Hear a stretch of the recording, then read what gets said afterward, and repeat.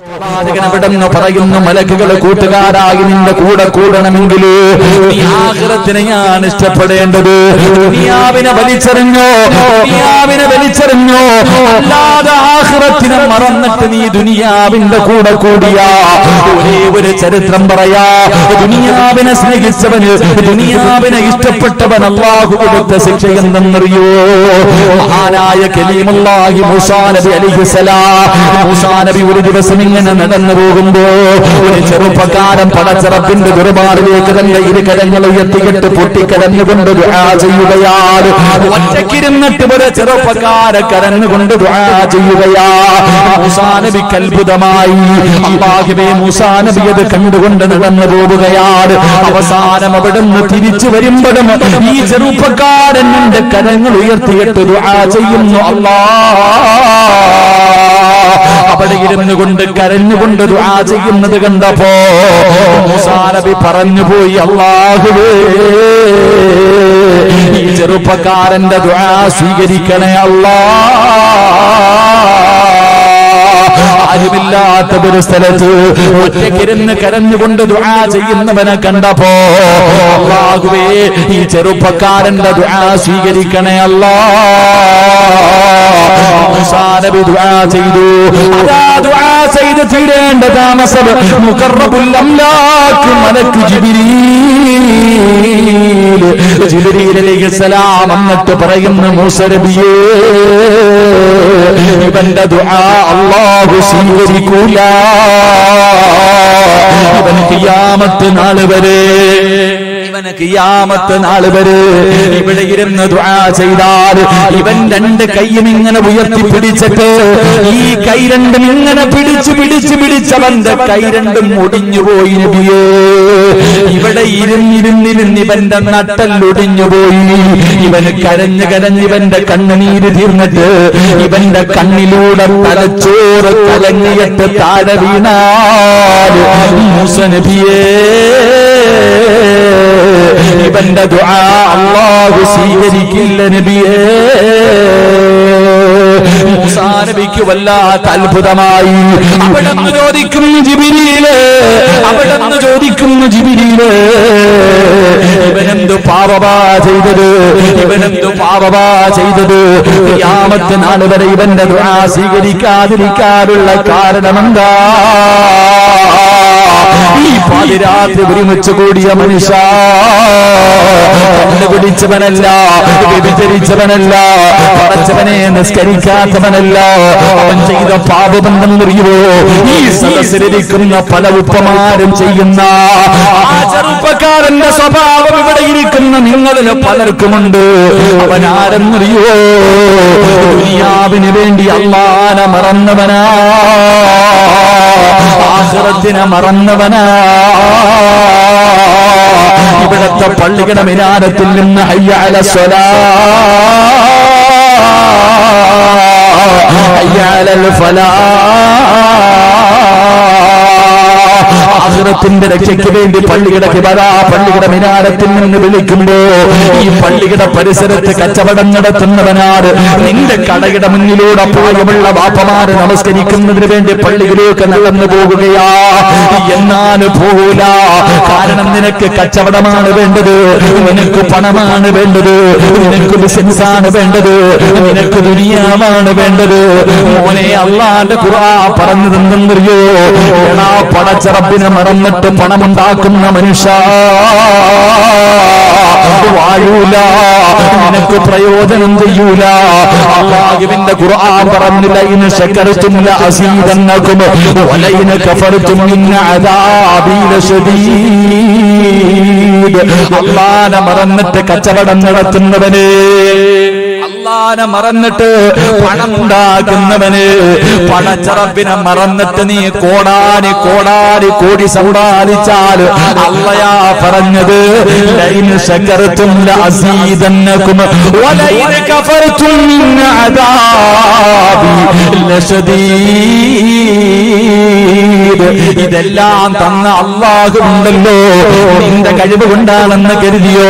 നിന്റെ കഴിവ് കൊണ്ടാണ് നിനക്ക് കോടികൾ തന്നതെന്ന് കരുതിയോ? ഇല്ല, അതല്ല നിനക്ക് ചെയ്തു തന്ന അനുഗ്രഹമാ. പക്ഷേ നീ നന്ദികേട് കാണിച്ച തന്ന അല്ലാഹു അത് എടുത്തു മാറ്റും മനുഷ്യ. അതുകൊണ്ട് എന്റെ പ്രിയമുള്ളവരോട് എനിക്ക് പറയാനുള്ളത്, മലക്കുകൾ കൂട്ടുകാരനാകണമെങ്കിൽ മോനെ വലിച്ചെറിയുന്നത് പുറകെ വരും.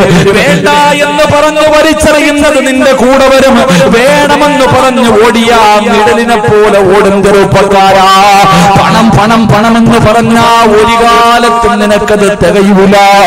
വേണ്ട എന്ന് പറഞ്ഞ് വിളിച്ചതാ വലിച്ചെറിഞ്ഞാൽ, വേണ്ടെന്ന് പറഞ്ഞു വലിച്ചെറിയുന്നത് നിന്റെ പുറകെ നടന്നു വരും.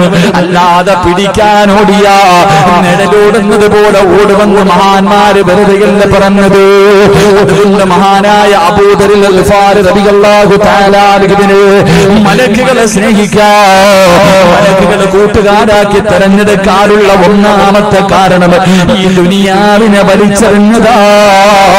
അതുകൊണ്ട് ആരെങ്കിലും ഈ ദുനിയാവിനെ വലിച്ചെറിഞ്ഞ മലക്കുകളുടെ കയ്യിൽ പിടിച്ചിട്ട് നിനക്ക് നാളെ സ്വർഗ്ഗത്തിൽ പോകാൻ കഴിയുമെന്ന് നബി മുഹമ്മദ് മുസ്തഫ. നബി മുഹമ്മദ് മുസ്തഫ സല്ലല്ലാഹു അലൈഹി വസല്ലം ആ സ്വഹാബി മരിക്കാൻ സമയമായപ്പോ മക്കളെ വിളിച്ചിട്ട് പറയാ, മോനെ വാപ്പാടെ കയ്യിൽ ഒന്നും ഇല്ല കേട്ടോ, എല്ലാം വാപ്പ പാവങ്ങൾക്ക് നല്ല കാര്യത്തിനും കൊടുത്തു, കഫൻ തുണി പോലും ഇല്ല. അതുകൊണ്ട് വാപ്പാനെ വെറുക്കൊന്നും ചെയ്യരുത്. പാപ്പ മരിച്ചാ കൊണ്ട് വഴി വെച്ചിട്ട് ഉംറ കഴിഞ്ഞിട്ട് വരുന്നവരോട് പറയണം, പ്രവാചകന്റെ സഹാബിയ ആ നിങ്ങൾ ഇഹ്റാമിന്റെ വസ്ത്രം വെച്ച് എന്നെ പൊതിഞ്ഞടക്കാൻ. ഇന്ന് 5ാം ക്ലാസ് 6ാം ക്ലാസ് ആകുമ്പോഴേ ഉമ്മായും വാപ്പായും പറയും, പഠിക്കടാ, വലിയ നിലയിലെത്തണം, IPS കാരനാകണം, IAS കാരനാകണം, പണം ഉണ്ടെങ്കിൽ ജീവിക്കാൻ പറ്റും, ഇങ്ങനെ പഠിപ്പിക്കാം. പിന്നെ അവൻ കഞ്ചാവ് കച്ചവടത്തിന് പോയില്ലെങ്കിലല്ലേ കുഴപ്പമുള്ളൂ. എന്റെ സഹോദര, അള്ളാഹു നീ നിന്റെ ഉമ്മയുടെ വയറ്റിൽ കിടന്നപ്പോ, അള്ളാഹു ഞാനും നിങ്ങൾ ഉമ്മയുടെ വയറ്റിൽ കിടന്നപ്പോ എഴുതിയിട്ടുണ്ട്, അത് നിനക്ക് തന്നെ കിട്ടും, നീ പേടിക്കണ്ട. അത് നിനക്കേ കിട്ടൂ, ലോകത്താർക്കും കിട്ടൂല. എനിക്ക് കിട്ടേണ്ട ഈ ഇരിക്കണ ബഷീർ സാഹിബിന് കിട്ടേണ്ട പൈസ എനിക്ക് കിട്ടോ? കിട്ടൂല. എനിക്ക് കിട്ടുന്നത് ബഷീറാക്ക തലകുത്തി കിടന്ന കിട്ടോ? കിട്ടൂല. അങ്ങാർക്കുള്ളത് അങ്ങാർക്ക്, എനിക്കുള്ളത് എനിക്ക്. ഇതുപോലെ നിങ്ങൾക്കുള്ളത് അള്ളാഹു എഴുതി വെച്ചിട്ടുണ്ട്, അത് വേറെ ആർക്കും പോകൂല. നിന്റെ വാകേറിയിട്ടുണ്ടെങ്കിൽ വാകേറിയ റബ്ബിനറിയാൻ, നിനക്ക് അന്നം തരാം. കറക്റ്റ് ടൈമിൽ അതുപോലെ നടക്കും. അള്ളാഹു ഈമാൻ നൽകി അനുഗ്രഹിക്കുമാറാകട്ടെ. ഉറക്ക അള്ളാഹു ഈമാൻ നൽകി അനുഗ്രഹിക്കുമാറാകട്ടെ. പണത്തിലൊന്നും ഒരു കാര്യമില്ല, പണത്തിലൊന്നും ഒരു കാര്യമില്ല. ഒരുപാട് സമ്പാദിച്ചു കൂട്ടിയിട്ടൊന്നും ഒരു കാര്യമൊന്നുമില്ല. 2 നില വീട്, വലിയ മനോഹരമായ വീട്, വണ്ടിയുണ്ട്, ജോലിയുണ്ട്, പണമുണ്ട്, എല്ലാം ഉണ്ട്, സമാധാനം ഇല്ല. എന്തേതിന്റെ കാരണം? അതിന് ചില കാരണങ്ങളുണ്ട്. അള്ളാഹു നമുക്ക് ഖൈറും ബറക്കത്തും ഐശ്വര്യവും നൽകി അനുഗ്രഹിക്കുമാറാകട്ടെ. പ്രവാചകൻ സല്ലല്ലാഹു അലൈഹി വസല്ലമ തങ്ങൾ പറഞ്ഞു, അള്ളാഹു നമുക്ക് എല്ലാവർക്കും ബറക്കത്ത് നൽകുമാറാകട്ടെ. ഉറക്കപ്പറ, അള്ളാഹു ബറക്കത്ത് നൽകുമാറാകട്ടെ. അള്ളാഹു നമുക്ക് ബറക്കത്ത് നൽകുമാറാകട്ടെ. പ്രവാചകൻ സല്ലല്ലാഹു അലൈഹി വസല്ലമ തങ്ങൾ പറഞ്ഞു, 4 കാര്യങ്ങൾ ആരെങ്കിലും തന്റെ ജീവിതത്തിൽ സൂക്ഷിച്ചാൽ മരിക്കുന്നത് വരെ പിരിവെടുക്കേണ്ടെന്ന് നബി മുഹമ്മദ് മുസ്തഫ. ഉറക്കെ നബി മുഹമ്മദ് മുസ്തഫ സല്ലല്ലാഹു അലൈഹി വസല്ലമ തങ്ങൾ പറയുന്ന 4 കാര്യങ്ങൾ ജീവിതത്തിൽ സൂക്ഷിച്ചാൽ മരിക്കുന്ന കാലം വരെ നിനക്ക് അല്ലാഹു ദാരിദ്ര്യം തരൂല. നീ പേടിക്കണ്ട, നീ പേടിക്കണ്ട. മക്കൾ പട്ടിണിയായി പോകുന്നു, എന്റെ പെമ്മക്കളെ എങ്ങനെ കെട്ടിക്കോ? അല്ലാഹ് ഒരെണ്ണേ ഉള്ളൂ, ബേജാറാ. രാവും പകലും കിടന്ന് കഷ്ടപ്പെടും, അല്ലാഹു എന്റെ മോളെ എങ്ങനെ കെട്ടിക്കും? ഇല്ലേ, ചിലര് മോളെ കെട്ടിച്ചിട്ട് തീങ്കാനയിലാകുന്നുണ്ട്. അല്ലാഹു കാത്തിരക്ഷിക്കുമാറാകട്ടെ. അതുകൊണ്ട് എന്റെ പ്രിയമുള്ള സഹോദരങ്ങളെ, മരിക്കുന്ന കാലം വരെ പിരിവെടുക്കാൻ ആഗ്രഹമില്ലാത്തവര് കൈവക്ക്. മരിക്കുന്നത് വരെ പിരിവെടുത്ത് ജീവിക്കാൻ വയ്യ ഉസ്താദേ. എന്തേപ്പാ പൊക്കാൻ മടിയുണ്ടോ? ഇല്ല ഉസ്താദേ, ഞാൻ പൂച്ചക്കാട് പള്ളിയുടെ വണ്ടി ഇരുന്നോളാന്നാ. പിരിവെടുക്കാൻ മനസ്സില്ലാത്തവർ അള്ളാഹു അങ്ങനെ ഒരു അവസ്ഥയെ തൊട്ട് കാത്തിരക്ഷിക്കുമാറാകട്ടെ. 4 കാര്യങ്ങൾ ജീവിതത്തിൽ ചെയ്താൽ മതി. അള്ളാഹു ഭാഗ്യം തരുമാറാകട്ടെ. അള്ളാഹു ഭാഗ്യം തരുമാറാകട്ടെ. ഒന്ന് പറഞ്ഞിരട്ടെ, വേണോ വേണ്ടേ? വേണോ വേണ്ടേ? നിങ്ങൾക്ക് വേണമെങ്കിലേ ഞാൻ പറഞ്ഞു തരത്തുള്ളൂ. വേണോ വേണ്ടേ? വേണം. നേരെ ഇരിക്കും. കടപ്പുറം അല്ലപ്പോ വേക്കള്, നേരെ ഇരിക്കും. ഒന്ന് പറഞ്ഞിരട്ടെ, വേണോ? സുബഹിക്ക് ബാങ്ക് വിളിക്കുന്നതിന് മുമ്പ് എഴുന്നേക്കണമെന്ന് നബി മുഹമ്മദ് മുസ്തഫ. എപ്പോ മനുഷ്യ എപ്പോ എഴുന്നേക്കണം? ഇവിടെ സുബഹിക്ക് എഴുന്നേക്കുന്നവനല്ലേ? ഇവിടെ 7 മണിക്ക് എഴുന്നേറ്റാൻ മതിയായിരുന്നു ഉസ്താദ്. എടാ, സുബഹിക്ക് ബാങ്ക് വിളിക്കുന്നതിന് മുമ്പ് ആര് എഴുന്നേക്കുന്നുണ്ടോ മരിക്കണ കാലം വരെ നീ പിരിവെടുക്കണ്ട. അള്ളാഹു കാത്തിരക്ഷിക്കുമാറാകട്ടെ. അള്ളാഹു കാത്തിരക്ഷിക്കുമാറാകട്ടെ. സുബഹി നിസ്കരിക്കുന്നവനും ബാങ്ക് വിളിച്ചതിന് ശേഷം എഴുന്നേക്കത്തും. ഭാര്യയോട് പറയും, കാമത്ത് കൊടുക്കുന്നതിന് 10 മിനിറ്റ് മുമ്പ് വിളിച്ചാൽ മതി. മക്കളും പറയും, ബാങ്ക് വിളിച്ചൊരു 10 മിനിറ്റ് കഴിഞ്ഞിട്ട് വിളിച്ചാൽ മതി, കാരണം അരമണിക്കൂറുണ്ടല്ലോ അല്ലേ. സുബഹിക്ക് ബാങ്ക് വിളിക്കുന്നതിന് മുമ്പ് എഴുന്നേക്കുക. 2, ബാങ്ക് വിളിക്കുന്നതിന് മുമ്പ് ഒളിവെടുക്കണമെന്ന് നബി മുഹമ്മദ് മുസ്തഫ. എന്റെ വാപ്പ പണ്ട് സുബഹിക്ക് ബാങ്ക് വിളിക്കുന്നതിന് മുമ്പേ നടന്ന് പള്ളിയിൽ പോകും. കാരണം എന്തേ? അതാ വാപ്പ അന്ന് തുച്ഛമായതേ ഉള്ളൂ, സന്തോഷത്തോടെ ജീവിച്ച്. നിനക്കിന്ന് വലുതുണ്ട്, എന്നിട്ട് സന്തോഷമില്ലല്ലോ. എന്തേ കാരണം? ഞാൻ ആദ്യമായിട്ട് ജോലി ചെയ്ത് പഠിച്ചിറങ്ങി ആദ്യം ജോലിക്ക് പോകുമ്പോ, ഞാൻ ജോലിക്ക് പോയ പള്ളിയിൽ ഒരു ബാങ്ക് വിളിക്കണം മോദി സാഹിബ് ഉണ്ട്. 5200 രൂപയാണെന്ന് തോന്നുന്നു അദ്ദേഹത്തിന്റെ ശമ്പളം. ഈ മനുഷ്യൻ ശമ്പളം കൂട്ടി ചോദിക്കത്തേയില്ല. ഞാൻ ഒരിക്കൽ ചോദിച്ചു, നിങ്ങൾക്ക് ഇതൊന്ന് കൂട്ടി ചോദിച്ചൂടെ? ഞാൻ കമ്മിറ്റിക്കാരോട് പറഞ്ഞപ്പോൾ ഒരാൾ എന്നോട് പറഞ്ഞു, ഉസ്താദ് അങ്ങാർക്ക് ആവശ്യമില്ല, പിന്നെ നിങ്ങൾക്ക് എന്തെത്ര ആവശ്യം? ഞാൻ അങ്ങനെ ദേഷ്യം വന്നിട്ട് ഈ സാധുവിനോട് ചോദിച്ചു, നിങ്ങൾക്കൊന്ന് ശമ്പളം കൂട്ടി ചോദിച്ചൂടെ? ആ മനുഷ്യൻ പറഞ്ഞ മറുപടി എന്തെന്നറിയോ? ഇവിടെ 2 പെൺപിള്ളാരുള്ളപ്പോ നെഞ്ചു പൊട്ടുന്ന വാപ്പമാര് കേട്ടോണം. എനിക്ക് തോന്നുന്നു 3-4 പെൺമക്കളുണ്ട് അദ്ദേഹത്തിന്. ഞാൻ അദ്ദേഹത്തോട് ചോദിച്ചപ്പോ അദ്ദേഹം പറയുന്നു, എന്റെ പൊന്നുമോനെ, 3 എന്റെ പെൺമക്കളെയൊക്കെ ഞാൻ 15-20 പവൻ കൊടുത്താ കെട്ടിച്ച. ഓരോ ലക്ഷം രൂപയും കൊടുത്തു, 15-20 പവൻ സ്വർണം കൊടുത്തു. ഞാൻ പിരിവെടുത്തതുമില്ല, ആരുടെ മുന്നിൽ യാചിക്കാനും പോയില്ല. അൽഹംദുലില്ലാ, എന്റെ മക്കളുടെ കല്യാണമൊക്കെ നല്ലതുപോലെ നടന്നു. 10 സെന്റ് ഒരു വീട് എനിക്കുണ്ട്. ഇനി എനിക്ക് എന്താ വേണ്ടേ? 5200 രൂപ ശമ്പളമുള്ള ഒരു മനുഷ്യൻ പറയാ, 1 രൂപയുടെ കടമെനിക്കില്ല, കുടുംബ സ്വത്തെന്ന് പറയാൻ ഒന്നുമില്ല. എനിക്ക് എന്റെ മക്കളെയൊക്കെ ഞാൻ നല്ല നിലയിൽ കെട്ടിച്ചു, 10 സെന്റ് ഒരു വീടുണ്ട്, ഇനി എന്താ വേണ്ടേ?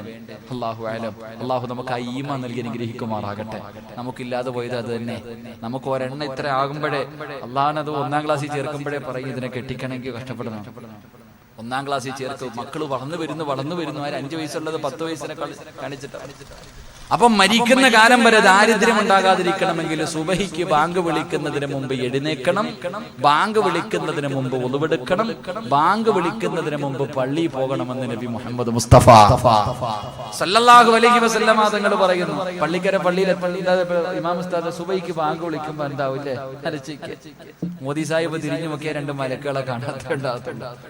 സുബഹിക്ക് ബാങ്ക് വിളി, അസ്സലാത്തു ഖൈറും മിനൻ നൗം, ഇതിന്റെ ജവാബ് പറഞ്ഞ കാലം ഓർമ്മയുണ്ട് നമുക്ക് ആർക്കെങ്കിലും?